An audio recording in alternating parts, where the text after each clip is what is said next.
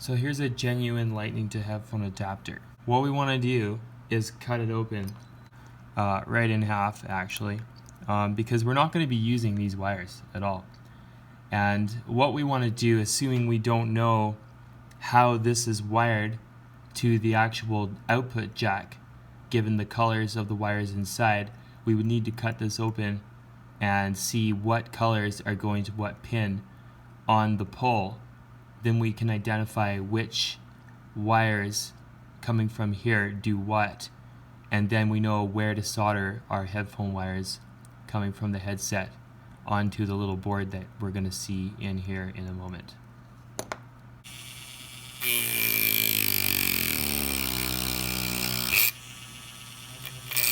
See if I can do this without cutting my fingers.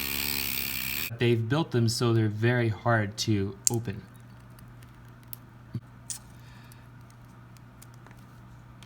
There, so now we can kind of see what colors do what.